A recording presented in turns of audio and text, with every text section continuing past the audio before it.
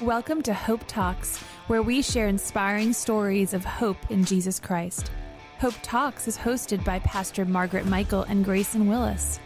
Join us for uplifting stories of triumph, faith, and the enduring power of Christ's love. Also, if you're in the listening area, tune into 1470 AM or 102.1 FM WBTX to listen to Hope Talks every Sunday at noon. Welcome to today's broadcast of Hope Talks. I'm Grayson Willis. Thanks for tuning in. And today I have the pleasure of being joined by Ruthy Griffin. Ruthy, how are you doing today? Hey, Grayson. How are you? I'm doing good. I'm doing good. Good to have you. Ruthy is the wife of our pastor, Kevin Griffin. So we're so glad to finally get Ruthy in here. We had Kevin on a little while ago on Hope Talks, so it's good to finally get Ruthy in here. Ruthy, just start out by telling us about where you're from and about how you grew up. Sure. Well, thanks for having me. I appreciate being here. Yeah, so I am originally from New Jersey, born and raised.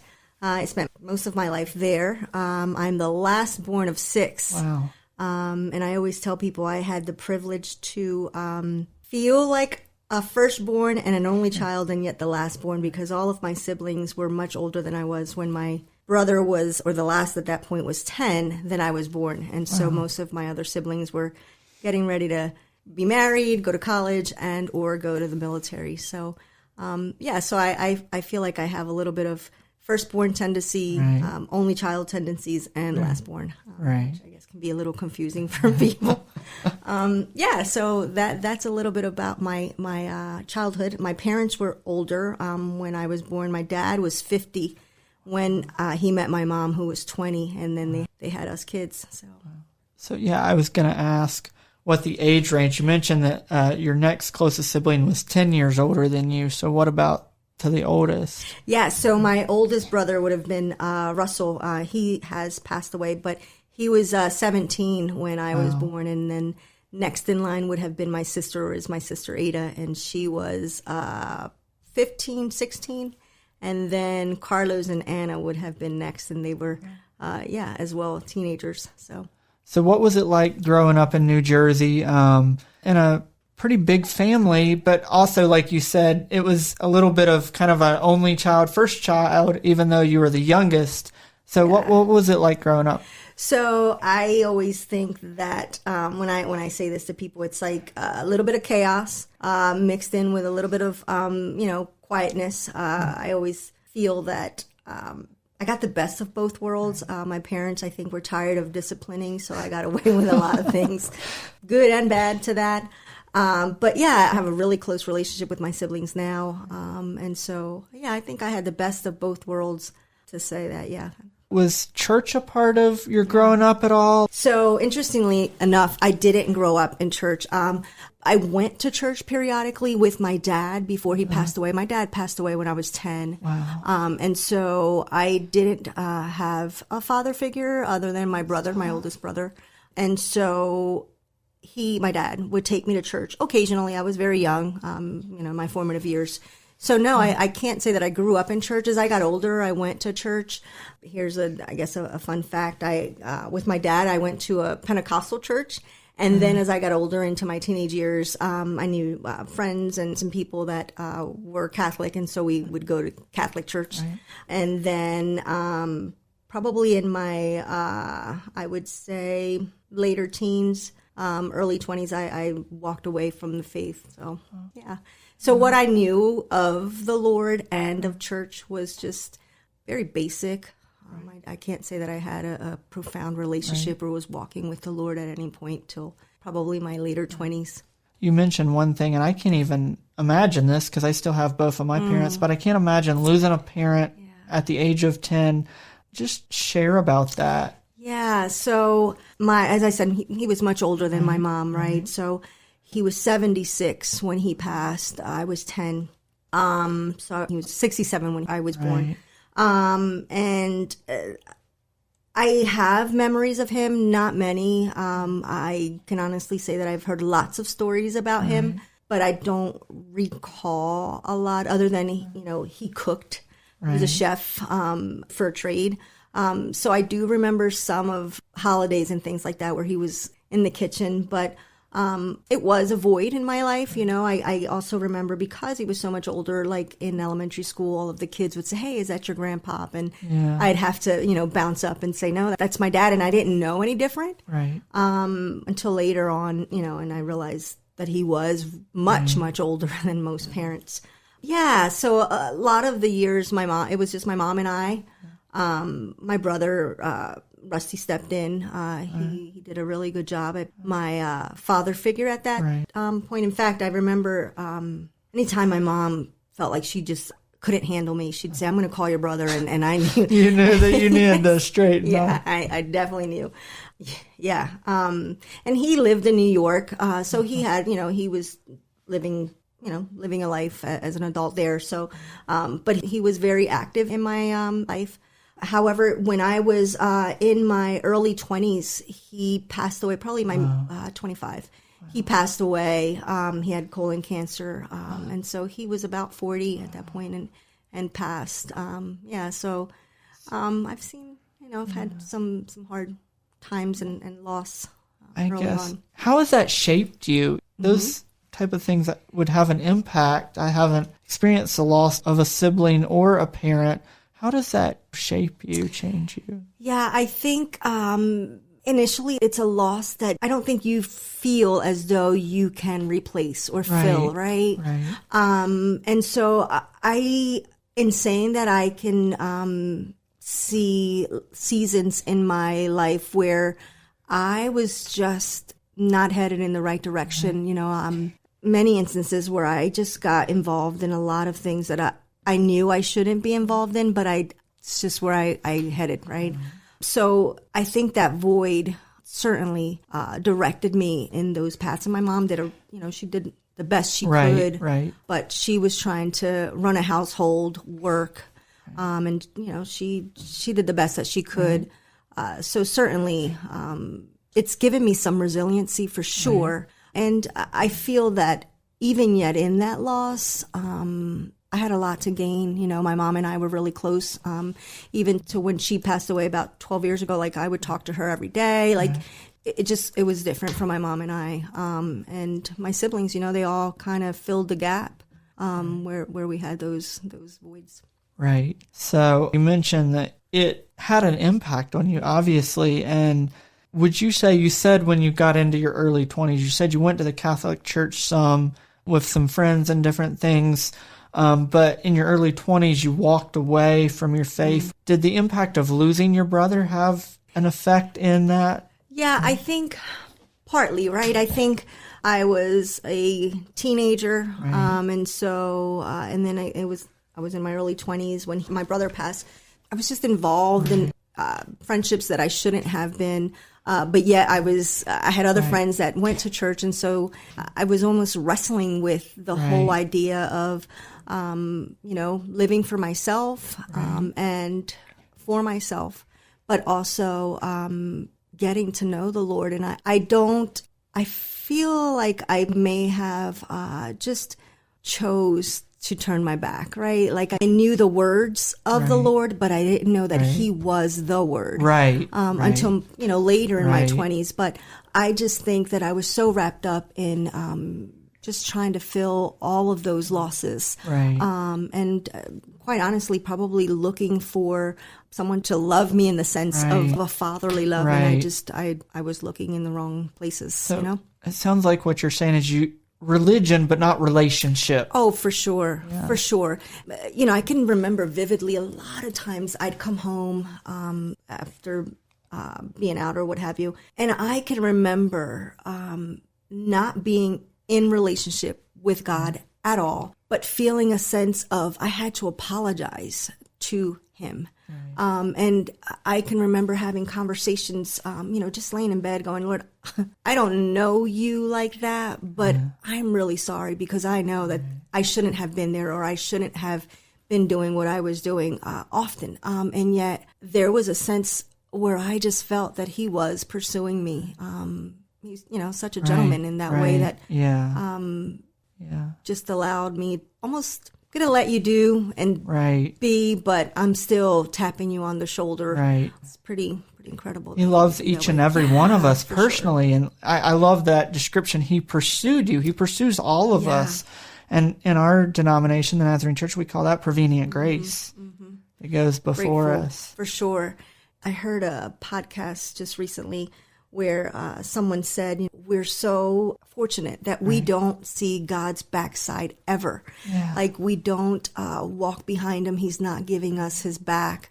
Instead, he walks alongside us or heart to heart, so facing us, right? Right. And I just thought that's exactly how I feel that he was walking with me all those years where I was giving him my back, but he was not. Right. So. Yeah. We always say we found God. No, not that we found God, because he's always been there, but he found us because we're the ones that are lost. Yep. God's not lost. Yep.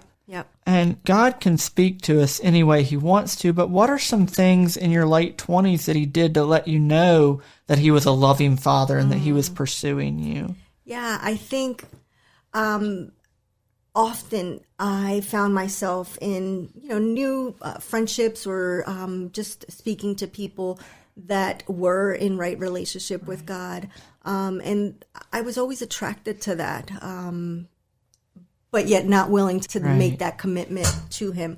I think those were times where I felt that he was still, actively in my life. I'm trying to think of other times where I felt that he would chase me around. I think my sister Ada became a believer late in her life, but I also remember thinking, man, that's so cool. Like she's just turned her life around and she is sold out for this guy, Jesus, So I think that was really a pivotal point for me. Right. And you saw a change in her life. Oh, yeah. For sure. I mean, she's just a changed creature. So that's been really cool. And that's what the power of the Holy Spirit and the power of Christ does in our lives when he comes in. And I know this story, but I'm going to ask it. Talk about meeting Pastor Kevin for the first time, how you all kind of got together. That definitely was special. It was a gift, for sure, undeserved. We met at a Wawa. I was working at a Wawa part-time, and during the day, I had a full-time position with a physician's office. And then Kevin, at that point, was teaching, so he would work this would have been in the summer, correct. In the summers at Wawa during the day, and I'd work at night. So we never saw each other, had no idea who he was. But our manager, sneaky guy, would talk to each of us separately about the other. And, I always tease Kev that our manager sort of forced me to call Kevin.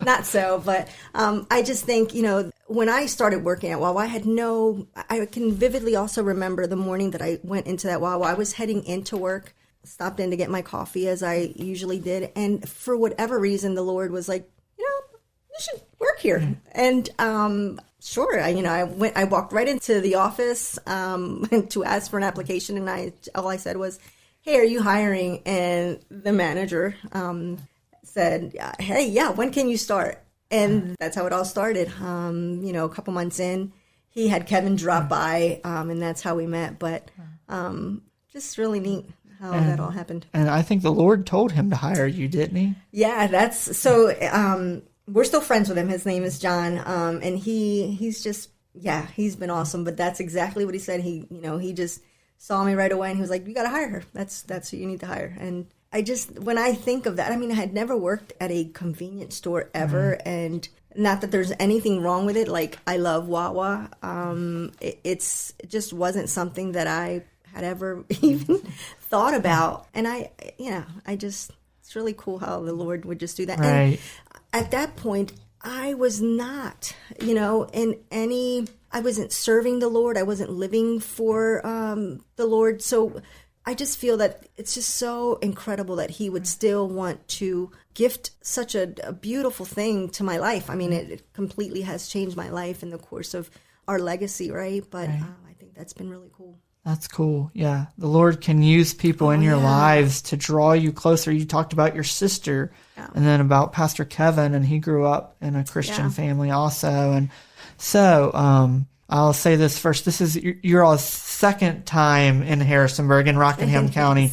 So what brought you here the first time? So the first time what brought us here was a coaching position for Kevin. And Jazz would have been about 3 months old. We had been married for almost 2 years at that point. And I remember vividly when Kev got a call from a friend of his and said, hey, EMU is looking for a women's basketball coach. And at that point, Kevin was teaching and coaching high school boys. So it was completely changed for us. For me, it was a huge transition. I had never been away from home, never been out of New Jersey to live in other than when I was 4. My parents moved to Puerto Rico and we lived there for 4 years. But we had just had a baby, just not really an ideal time to move, right? No, not at all. But it was really neat how the Lord just worked out those details, and we were here in September, or October-ish. Yeah. So, it was really cool how those details all kind of worked out, panned out. We moved, and we were here during our first stint. 13 years, it was really good. It was a good run. The Lord was super good to us and allowed us to, start our family, raise our family here. This is sort of what they know as home. This is what I feel is home for me too. So so it's been good. And what brought you all to the Nazarene church the first time? How did you? Again, lots of couple of friends that Kevin had gone to EMU with were coming to First Church back then. That's what it was called. And so we didn't give it another thought. Of course, that's where we're going to go. And we came, and Kevin had been here a couple of times. I think he had even attended a Sunday school class at some point, and it was a natural thing, I think, to do. And we never left. This was home. We met lots of great friends, and I would say that they're chosen family members. Right. The Bible says, and this could apply brother or sister, a friend sticks closer than a brother. So. Indeed. Friends can become family. Yeah, for sure. So you mentioned that you all were here 13 years the first time. And I know we did Kevin's testimony, but I'd love to hear your perspective on God calling you away from Harrisonburg, away from the Shenandoah Valley to Pennsylvania. So I was going to say, I'll backtrack a little bit. I think that while we were here, I think our family learned to share Kevin, like the kids and I learned to share Kevin as a coach. And we learned to have him gone for certain times and be all things to people as he was. And I think when the time came that the Lord transitioned us to Pennsylvania, I think I personally felt a little more sold out, I guess, for lack of a better way to put it. Sold out to the idea, sure, if that's what you want us to do, that's what we're going to do. And I never felt apprehension about it. I just felt sure in who the Lord is and the fact that he is trustworthy. And if he says that he wants us to do X, Y, and Z, then that's what we're going to do. I mean, I've come to believe that my purpose is to worship God, right? And I think that's all of our purpose, right? To worship the Lord and make disciples. And, the Bible says that many other plans in the hearts of men, but the purpose of the Lord will prevail. And I stand firm on that. And so, we went to Pennsylvania, and Kevin's role changed from being a connections pastor to being a pastor of a church and shepherding people. And I think that through the past years of being here and, as I said before, being a lot of things to a lot of different people, just prepared us as a family to be able to take that on and be okay with it. I mean, I'm not saying it didn't go with some heartache, transitioning the kids into a new environment and new people and a new community, new schools, new church, but the outcome surely just outweighs all of that. Yeah, I know. Recently, Pastor Margaret and I were recording with Pastor Margaret's former assistant, Edie Adams, who her and her husband, Walt, a few years ago, felt a call to go to North Carolina, to move to North Carolina. And she was talking about the things that she had to give up the things that she had to mourn, but how they're in a church now, they're plugged in, they're serving, and how just, when you're obedient to God, when you surrender, because that's what I hear you saying, surrender. It's not easy to obey God. That's right. But it's always worth it. Would you say that it's worth it? For sure. There is a lot of transition and you sacrifice, right? A lot. Yeah. But I sometimes, not that I want to over spiritualize things, but that sacrifice is minimal, right? Compared to the sacrifice that the Lord has made for us on a daily. But I just do believe that He will see us through whatever we face. I don't doubt that at all. Yeah. And our obedience affects other people, because when we obey God, then other people are called to fill those spaces. Very good. That's a really good point. Yeah, I hadn't thought about that. That's a really good point. Yeah, and I think that is certainly what's happened in Pennsylvania where people have been called to fill in those gaps and step in and step up, right? So that's been really, I think that's a gift to all of us. But I also think, too, that, if we fail to be obedient in the things that are small to the Lord, then He's not going to continue to trust us to move on, in the direction that He wants us to go in. And for our kids, I want them to be strong in knowing that, my parents trusted the Lord, and that's how I'm going to live.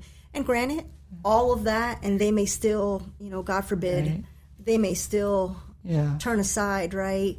I pray that never is a thing, but sure. Right. But I know that what we've lived out in front of our kids is real, and that is a solid foundation for them to stand on, live in, and live out, because now they'll need to do the same for someone else. Well, hopefully I can encourage you and say that I know, when my dad left photography for Bible college, I was 5, but I remember moving away from my grandparents halfway across the country, that was a huge sacrifice. And then I was an adult when this happened, but when God called Dad away from this church, and it didn't make sense at the time, but looking back on it, it's like, I tell Dad all the time, it's like that picture with the kid handing their little teddy bear to Jesus, and Jesus has this big old stuffed teddy bear behind us. So wow. I think that, and I hope, one day, if not today, your kids will be able to see your obedience was that God has bigger things planned for us than we can think or imagine. Yeah, that definitely gives me a grateful heart. Yeah, for sure. That's special. Yeah. So anything you'd like to share about your time in ministry, whether it be in Pennsylvania, here, either stints, because like Kevin mentioned, when Dad called him, he felt like he was in ministry in basketball, and he shared some about how you all built relationships with the ladies on his team. Y'all would have meals with them. Y'all would invite them to church. So just any step, it's all ministry. It all looks different. Yeah, I think that's a neat question. I feel that, for me, because that's how we lived, right? We sort of had an open door to Kevin's teams, to friends. I feel that way still. I love to have people over and find ways to connect with people and share, whether it's my testimony, whether it's let's talk about life. Where are you? What's happening in your world? I feel that as a wife, I support Kevin in his ministry, but I also don't feel like it's his ministry. Right. It's our you're ministry, as a family. And so I feel that I do well in filling in the gaps when I can at home, and trying to bring people into our life. Because let's face it, we're actually normal people. Pastors and pastors' families are people. We're pretty normal. We're pretty normal. And that's important to me. I want my kids to have a normal life, right? And to not live feeling scrutinized or any of that, that stuff. But I like to think that I use our home as at least my ground zero for ministry. And I like to reach out to people. I'm very relational, so I do feel that the Lord's gifted me in that, and so I try to use that however I can in a sense of ministry where I'm reaching out and checking in on people and trying to build relationships that are authentic and real. When Kevin was first called to ministry in Pennsylvania, I remember your mom telling me this, and I will never forget. A wise woman, and she said, "Hey, listen, whatever happens, however this goes," she said, "you always be true to yourself." Right. And I remember how she held me, and she kind of put her hands on my shoulders, and that's what she said, and that was so profound, and yet such a almost like a simple thing to say, but I really appreciated that, and I've stood on that for the last 6 years, 7 years that we've been on this journey, and I also feel like I'm a wife on a journey with a husband who's in full-time ministry, but I'm also a daughter on a quest, right? Who's also wanting to serve the Lord however he feels fit for me. And I just need to remember that this isn't for me, about Kevin Griffin, about our kids. Quite honestly, it's not even about COTN. It's all about God. The kingdom. Yeah, and so I definitely want to live that out with integrity, and I don't definitely want to let the Lord down in any way, so... Yeah, I think we're all called to ministry. Yeah. It might look differently for different people, but it's all ministry. I know people have said to me things before, and I'm like, I feel like this right here is the ministry that God's called me to. And I feel privileged to get to do this, to hear people's testimony. We call this program Hope Talks, so it certainly brings me hope. So what kind of in wrapping up, we call this program Hope Talks. So what is bringing you the most hope right now, currently? Yeah, I think what is bringing me hope? That's a good question. I think for me, knowing that I'm doing my best, right? And that how I live and how I try to show Jesus off through me is giving me hope. But I do hope that also gives others hope. I often think, man, Lord, I could be telling a completely different story had I made that one decision, or had I not done that thing. My story could be completely different. And so I'm grateful that he continues to pursue, he continues to seek us out, in spite of us. You know? Yeah. He's just very, very, very kind that he would just continue to seek us out. And so that definitely gives me hope, because I don't deserve it by any means. And so I hope that in the way that I'm living, it's giving other people hope that I've come through a lot of different, turmoil and heartbreak, but so far the end has been so much better than the hurts. Well, that brings me hope, and we know that God, like you said, he never stops pursuing us. Just in closing, anything else that I haven't asked you already or that you haven't shared already that you would like to share? No, I think we've covered it all, other than we just got to keep pursuing the Lord. He pursues us, and let's not grow weary in the pursuit. Let's just keep going with that quest. And we have to reach out to others and share that hope, share the pursuit of us, that he pursues others also. I think early on I was sort of bashful to share things that the Lord has brought me through, and I've learned that doesn't help anyone. It doesn't help me, and it certainly doesn't help the next person. And so I have found that there's such a freedom in sharing what the Lord has done in your life and what he's brought you from. It's completely freeing, and I do hope that people find their voice to do that. Ruthy, thank you for joining me today on Hope Talks. It's been great to have you. And just in closing, I'm going to say a prayer for you and your family. Awesome. Thank you. We'd appreciate it. Lord, I just come before you today, and I thank you for Ruthy's life and her testimony and her example. And I just pray a blessing over her and Pastor Kevin and Jasmine and Jeremiah. And I just thank you for their obedience to you each step of the way, and their journey continues. And I just thank you for their lives and their leadership, Lord, and just pray a blessing over each one of them. And I ask all this in your name. Amen. Amen. Thank you for listening to today's broadcast of Hope Talks. I pray that as you've heard Ruthy Griffin's testimony today, that it truly has been a half hour of hope for your life. May God bless. Hope Talks is sponsored by Church of the Nazarene in Harrisonburg in partnership with Sunshine Ministries. If you enjoyed today's episode, make sure to subscribe, rate, and leave a review on Spotify or Apple Podcast. Your feedback helps us spread hope to even more listeners. Stay tuned for more uplifting stories in the next episode. Until then, keep the faith, share the love, and find joy in the hope that Jesus Christ brings.